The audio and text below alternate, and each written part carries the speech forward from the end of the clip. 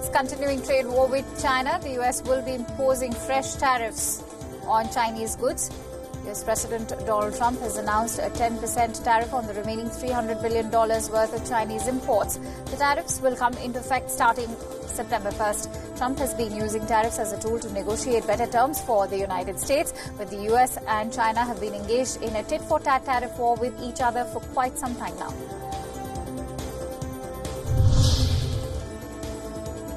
North Korea launched unidentified projectiles from its coast in the early hours of Friday. These are believed to be another set of short-range ballistic missiles by the South Korean and Japanese media. North Korea has performed 2 missile launches from its eastern coast in the past 1 week. Meanwhile, reacting to this latest development, US President Donald Trump has said that he sees no problem with the launches as short-range missiles were never part of his denuclearization talks with Kim Jong-un.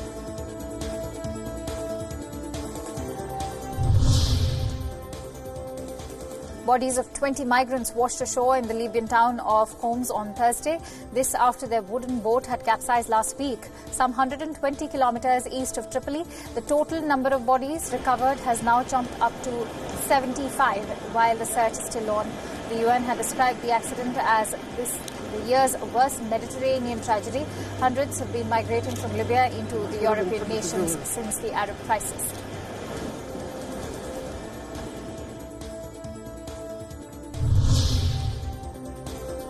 Tents and clothes drying on ropes in Madrid's Paseo El Prado might not be pleasing to the eyes of the tourists, but this is the only way the 150 homeless people hoped to be visible. For the past 3 months, these people have camped in front of Healthcare and Social Welfare Ministry under the slogan "Nobody Without a Home." These protesters are a painful reminder of the devastating effects of the Spanish economic crisis of 2008 to 2013.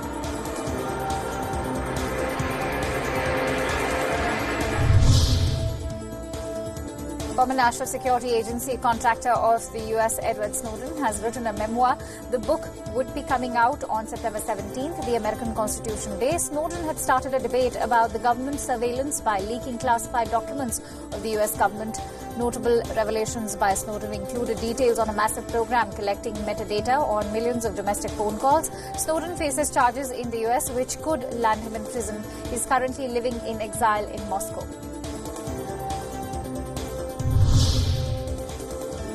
The Sudanese army commander has revealed that the killing of the 4 children in the El Obeid's rally was carried out by security forces.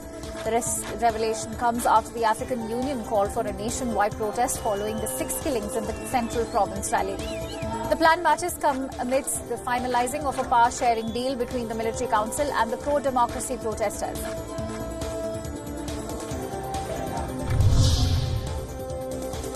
Pakistani Taliban Tehreek-e-Taliban has released a one-page message warning the people of Miram Shah city. The group has warned women from going outside alone without the supervision of men. The group called women moving freely as quote-unquote harmful for the society. The warnings also prohibit playing loud music indoors or outdoors and provide polio vaccinations to children. This is not the first time these kind of warnings have been released by the group. The group has said that the people who don't follow will face the repercussions of their actions.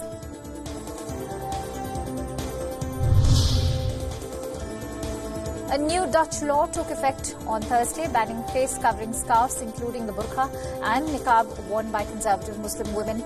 The law prohibits wearing the clothing on public transportation, in government buildings and at health and education institutions. The Netherlands, seen as a bastion of tolerance and religious freedom, is the latest European country to introduce such a ban. The ban follows the likes of France, Germany, Belgium, Austria and Denmark. Muslim and right groups have voiced opposition to the law and said anybody caught breaking the ritual would be fined.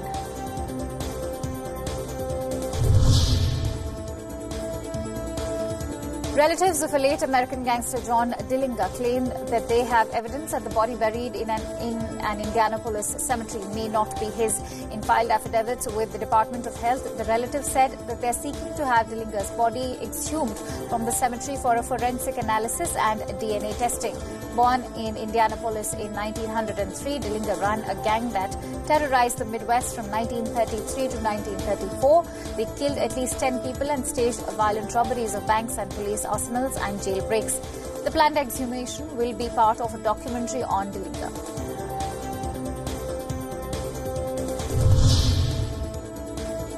For more than half a century, the Perry family in London has been committed towards advancing the Sino-British relations. Stephen Perry, the able successor of this family, currently serves as the chairman of the 48 Group Club, a British trade organisation that provides policy interpretation, information consultancy, legal assistance and other services for both British and Chinese companies. The company was founded in 1954 by a group of British businessmen who broke the embargo on China by the Western countries. They were also popularly honoured as the icebreakers for championing the cause for cooperation. Brazilian President Jair Bolsonaro has dismissed reports of increasing deforestation in the country. He said that the recent reports on shrinking Amazon forests were disclosed in bad faith. He added that this was an attempt to harm the current government and erode the image of Brazil. A report by a government agency had recently showed deforestation in the Amazon hitting its fastest pace in years.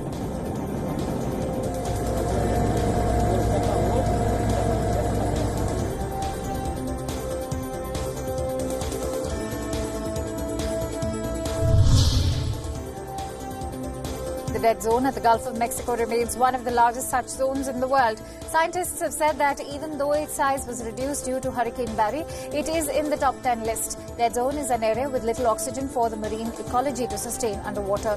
The area has been measured at 6,952 square miles, much lesser than the predicted size of 8,717 square miles. This dead zone is the 8th largest in the world.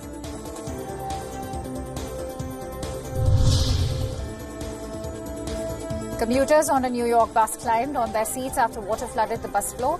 The water of the flooded street of Staten Island rushed inside as the bus drove through the area.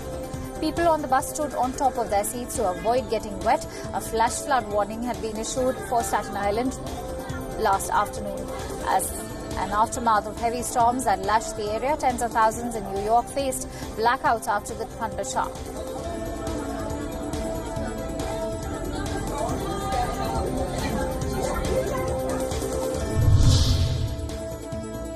Police have evacuated thousands of residents from an English town after a dam was found damaged.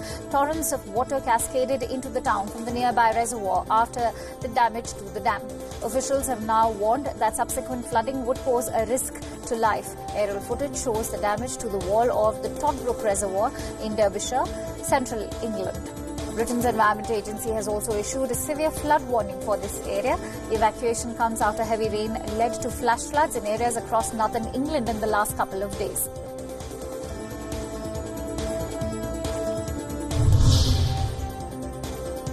Chilean President Sebastián Pinera was interrupted in the middle of a speech not by a political opponent but by an earthquake.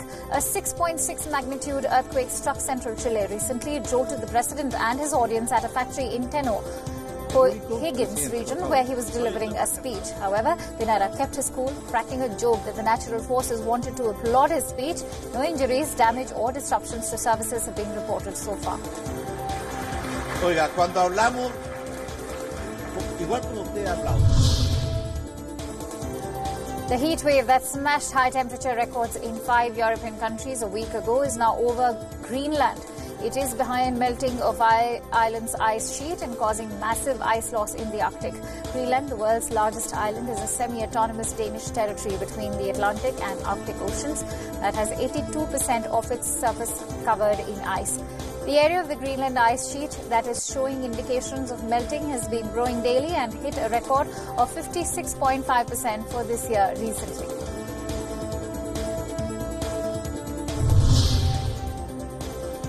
Peru's Sabancaya volcano erupted on Thursday, spewing a massive column of ash and volcanic material into the sky. The eruption reached a height of some 14,700 feet. Sabancaya has been under a period of eruptive activity since 2016.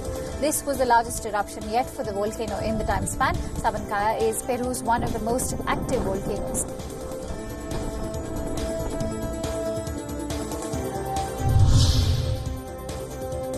An exclusive report by WION World is One and its partner Sputnik has revealed that at least 3 million hectares of land in the country have been affected by massive wildfires. The wildfires now encompass an area equivalent to the size of Belgium.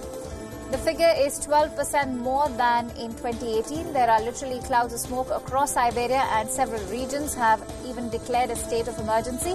Russia has sent its military transport airplanes to the Siberian city of Krasnoyarsk to tackle the widespread fires.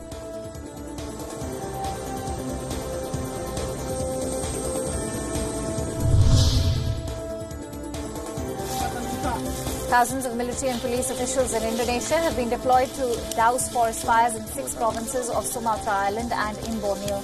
This comes after Indonesia declared emergency amid global pressure to put an end to slash and burn clearance of land. Fires that Indonesian farmers used to clear land during the dry season have raged out of control. The number of hotspots has been increasing, with 124 intense enough to cause fires nationwide.